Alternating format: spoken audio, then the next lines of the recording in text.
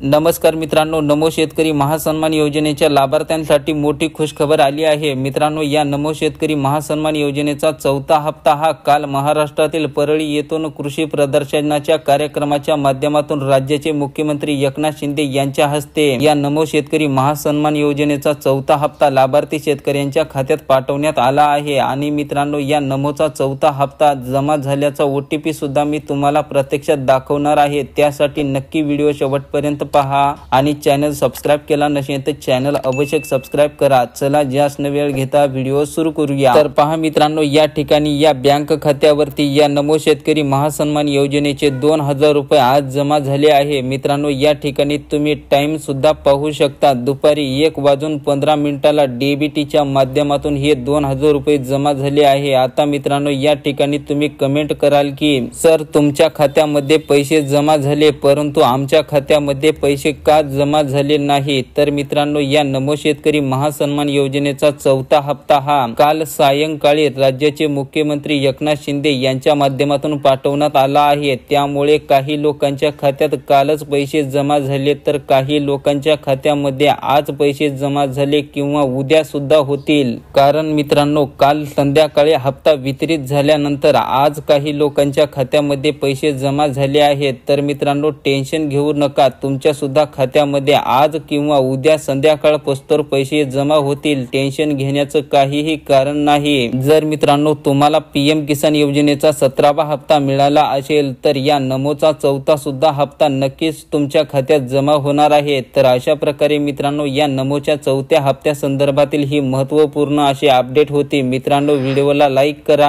आणि चॅनलला सबस्क्राइब केलं नसेल तर चॅनलला अवश्य सबस्क्राइब करा। भेटूया पुढील नवीन एका व्हिडिओमध्ये। धन्यवाद।